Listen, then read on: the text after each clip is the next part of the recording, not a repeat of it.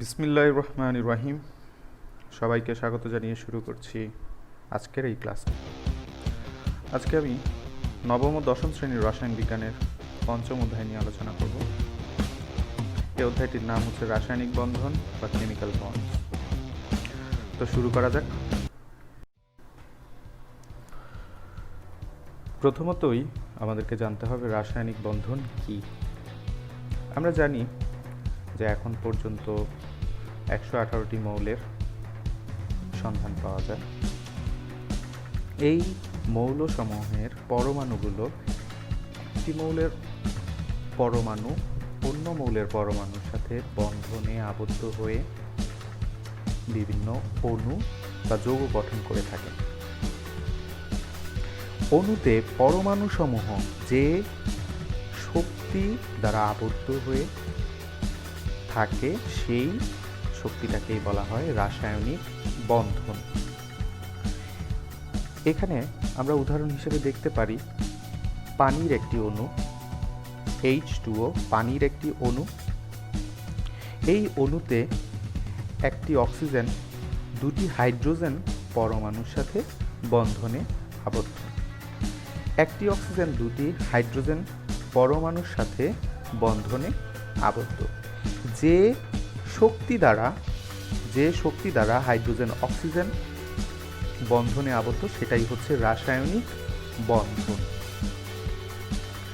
এখানে একইভাবে HCl বা হাইড্রোক্লোরিক অ্যাসিডে হাইড্রোজেন আর ক্লোরিন একটি রাসায়নিক বন্ধনে আবদ্ধ হয়ে গঠন করে HCl বা হাইড্রোক্লোরিক অ্যাসিডের অণু। এভাবে সমস্ত অণুতেই পরমাণুসমূহ যে শক্তি দ্বারা আবদ্ধ হয়ে থাকে সে শক্তিটাকে বলা হয় রাসায়নিক বন্ধন। রাসায়নিক বন্ধন বিভিন্ন প্রকারের হয়ে থাকে, যেমন আয়নিক বন্ধন, সমযোজী বন্ধন, সমযোজী সন্নিবেশ বন্ধন, ধাতব বন্ধন, এছাড়াও আরও কিছু বন্ধন রয়েছে।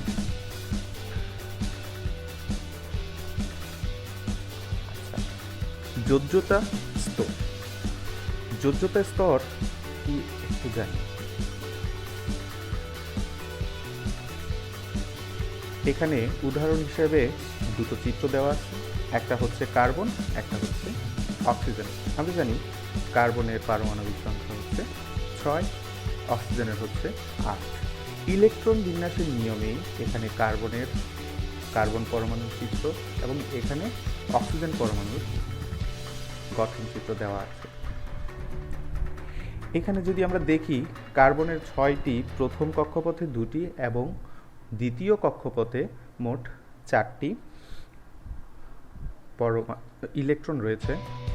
টোটাল ইলেকট্রন হয় 4, 2, 6টি। এখানে অক্সিজেনে প্রথম কক্ষপথে 2টি এবং দ্বিতীয় কক্ষপথে 6টি, মোট 8টি ইলেকট্রন হয় অক্সিজেনে। যোজ্যতা স্তর হচ্ছে পরমাণুর সর্ববহিস্থ স্তর। তাহলে এখানে যদি আমরা যোজ্যতা স্তরের কথা বলি, তাহলে যোজ্যতা স্তর হচ্ছে কার্বনের সর্ববহিস্থ স্তর, দ্বিতীয় স্তর। এটা হচ্ছে কার্বনের যোজ্যতা স্তর। এবং এখানে অক্সিজেনের যোজ্যতা স্তর হচ্ছে দ্বিতীয় স্তর, যেখানে 6টি ইলেকট্রন রয়েছে। এটা হচ্ছে অক্সিজেনের যোজ্যতা স্তর। তাহলে যোজ্যতা স্তর কি? যোজ্যতা স্তর হচ্ছে পরমাণুর সর্ববহিস্থ স্তর বা কক্ষপথ। এখন যোজ্যতা ইলেকট্রনটা কি? যোজ্যতা ইলেকট্রন হচ্ছে যোজ্যতা স্তরে যে কয়টি ইলেকট্রন রয়েছে তাই হচ্ছে পরমাণুর যোজ্যতা ইলেকট্রন। আমি এখানে আর আলাদা করে চিত্র আঁকিনি, আমরা এই চিত্র থেকেই কিন্তু বুঝতে পারবো। এখানে কার্বনের সর্বশেষ কক্ষপথ অর্থাৎ যোজ্যতা স্তরে কয়টি ইলেকট্রন রয়েছে? 1টি, 2টি, 3টি, 4টি। তাহলে কার্বনের যোজ্যতা ইলেকট্রন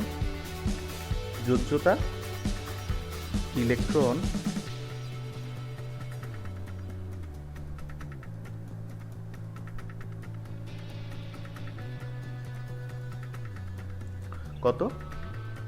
4। যোজ্যতা ইলেকট্রন 4টি। এখানে যদি আমরা অক্সিজেনেরটা দেখি তাহলে অক্সিজেনের হচ্ছে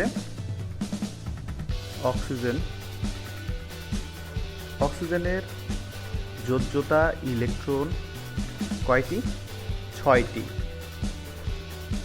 এখান থেকে আমরা গুণে নিব 6টি, 2, 4, 5, 6। তাহলে যোজ্যতা ইলেকট্রন আমরা জানলাম যে পরমাণুর যোজ্যতা স্তরে যে কয়টি ইলেকট্রন থাকে তাই হচ্ছে তার যোজ্যতা ইলেকট্রন।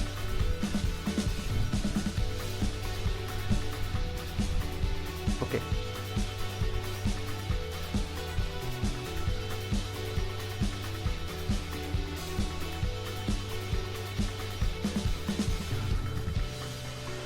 যোজনী বা যোজ্যতা।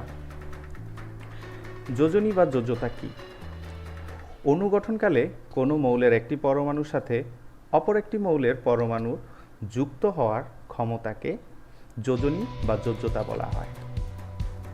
তার মানে একটি পরমাণুর সাথে আরেকটি পরমাণু যুক্ত হওয়ার ক্ষমতাটা হচ্ছে যোজ্যতা।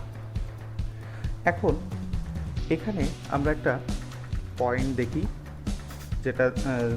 যেটা আমরা জানলে পরে বিভিন্ন পরমাণুর যোজ্যতা বের করতে পারব। কোনো মৌলের একটি পরমাণু যতগুলো হাইড্রোজেন বা ক্লোরিন পরমাণুর সাথে যুক্ত হতে পারে সে সংখ্যাই হলো ওই মৌলের যোজনী বা যোজ্যতা। আবার বলছি, কোনো মৌলের একটি পরমাণু যতগুলো হাইড্রোজেন বা ক্লোরিন পরমাণুর সাথে যুক্ত হতে পারে সে সংখ্যাই হলো ওই মৌলের যোজ্যতা। কেন? কারণ কি? কারণ হচ্ছে সাধারণত হাইড্রোজেন এবং হ্যালোজেন হচ্ছে ফ্লোরিন, ক্লোরিন, ব্রোমিন, আয়োডিন অর্থাৎ গ্রুপ 17 মৌলসমূহকে বলা হয় হ্যালোজেন। সাধারণত হাইড্রোজেন এবং হ্যালোজেন সমূহের যোজনী হচ্ছে 1। তাহলে এই হাইড্রোজেন আর ক্লোরিনের যোজনী যেহেতু 1, তাহলে যতগুলো হাইড্রোজেনের সাথে বা যতগুলো ক্লোরিনের সাথে যুক্ত হবে সেটাই হচ্ছে অন্য মৌলের যোজনী বা যোজ্যতা। আমরা যদি এখানে একটু দেখি যে এখানে নাইট্রোজেন 3টা হাইড্রোজেনের সাথে যুক্ত হয়ে তৈরি করে অ্যামোনিয়া। এটি হচ্ছে অ্যামোনিয়া অণু। অ্যামোনিয়া অণুতে কি রয়েছে? হাইড্রোজেন রয়েছে 3টি। তাহলে এখানে নাইট্রোজেন কয়টা হাইড্রোজেনের সাথে যুক্ত? 3টা হাইড্রোজেনের সাথে যুক্ত। সেজন্য এখানে নাইট্রোজেনের যোজনী কত হবে? নাইট্রোজেনের যোজনী হবে 3। নাইট্রোজেনের যোজনী হবে 3। এখানে একটি অক্সিজেন পরমাণু কয়টি হাইড্রোজেনের সাথে যুক্ত হয়? 2টি। কি? এটা হচ্ছে পানির অণু। তাহলে পানির অণুতে 2টি হাইড্রোজেনের সাথে যুক্ত হয়ে অক্সিজেন 2টি হাইড্রোজেনের সাথে যুক্ত হয়ে তৈরি করে পানির অণু। এই জন্য এখানে অক্সিজেনের যোজনী কত? 2। আবার আমরা একটু পয়েন্টটা আরেকবার দেখব। সেই পয়েন্টটা কি ছিল আমাদের? কোনো মৌলের একটি পরমাণু যতগুলো হাইড্রোজেন বা ক্লোরিন পরমাণুর সাথে যুক্ত হতে পারে, সে সংখ্যাই হলো ওই মৌলের যোজনী বা যোজ্যতা।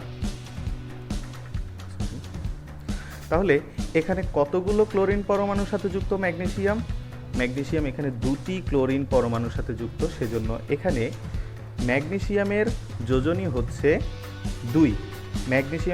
হচ্ছে 2। আবার এইখানে অ্যালুমিনিয়াম 3টা ক্লোরিন পরমাণুর সাথে যুক্ত হয়ে তৈরি করছে aluminium trichloride or aluminium chloride. এখানে অ্যালুমিনিয়ামের যোজনী হচ্ছে 3, কারণ একটি অ্যালুমিনিয়াম পরমাণু 3টি ক্লোরিন পরমাণুর সাথে যুক্ত হয়ে এই যৌগটা গঠন করে। তাহলে আমরা যোজনী সম্পর্কে জানলাম। যোজনীটা নিশ্চয়ই সবাই বুঝতে পেরেছি।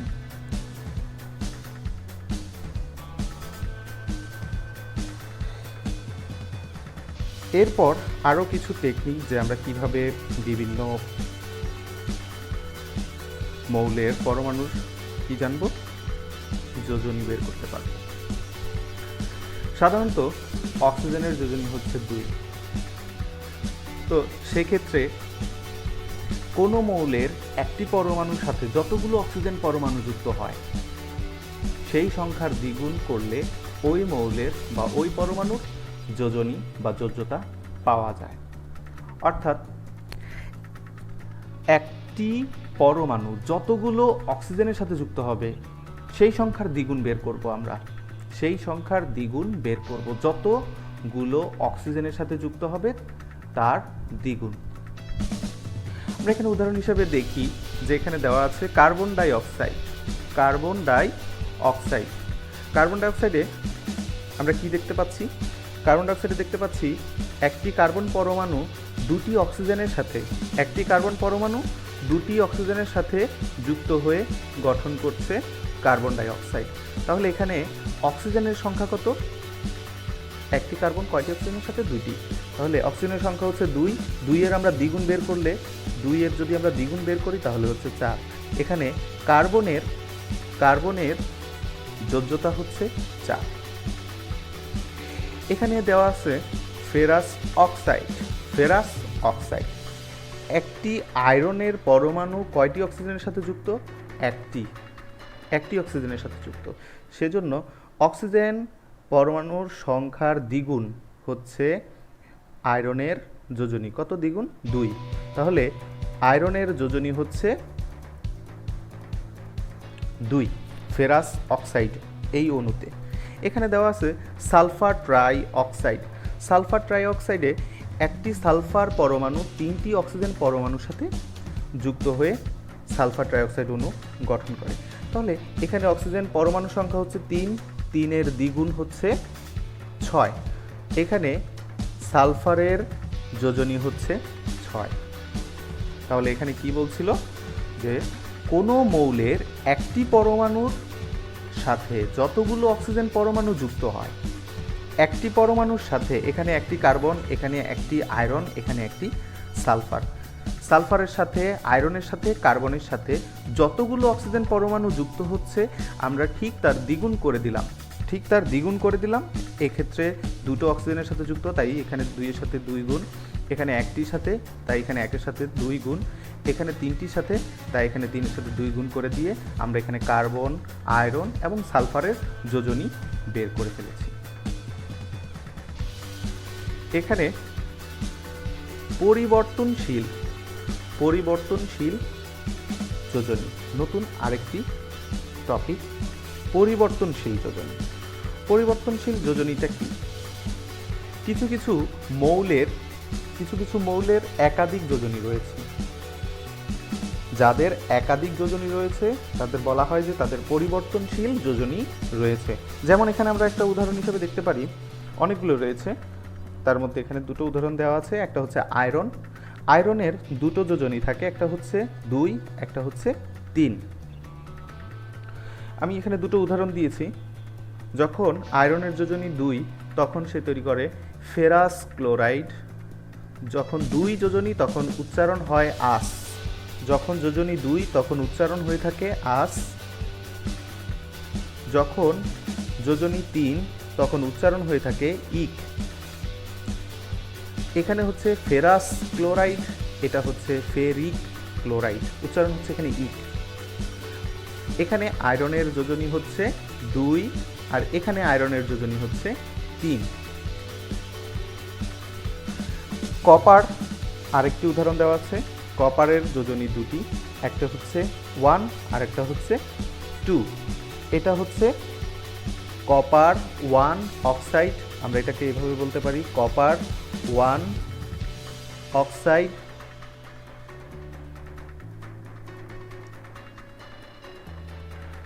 আর এটা হচ্ছে কিউপ্রাস অক্সাইড। এখানে কপারের যোজনী হচ্ছে 1, যতগুলো একটা পরমাণু, এখানে কিন্তু দুটো কপার একটা অক্সিজেনের সাথে যুক্ত, দুটো কপার, এখানে একটা না বরং দুটো কপার। তাহলে একটা হলে কত হবে? যদি একটা কপার যুক্ত হতো তাহলে এখানে অর্ধেক হতো, তো অর্ধেকের সাথে যদি তুমি 2 গুণ করো তাহলে পেয়ে যাবা 1। তার মানে এখানে কপারের যোজনী হচ্ছে 1। এখানে কপারের যোজনী কত? কপার এখানে একটা অক্সিজেনের সাথে যুক্ত, আমরা জানি অক্সিজেন যতগুলো থাকবে তার দ্বিগুণ, তাহলে একটার দ্বিগুণ হচ্ছে 2, এখানে কপারের যোজনী হচ্ছে 2। আমরা পরিবর্তনশীল যোজনীটা বুঝতে পারলাম। এবার সুপ্ত যোজনী। সুপ্ত যোজনীটা কি? সুপ্ত যোজনী হচ্ছে কোনো একটি মৌলের সর্বোচ্চ যোজনী থেকে সক্রিয় যোজনী বিয়োগ করে দেব। সক্রিয় যোজনীটা কি? সক্রিয় যোজনী আমরা এখানে দুটো উদাহরণ দেখি আগে, তারপরে আমরা এটা বুঝে যাব ইনশাআল্লাহ।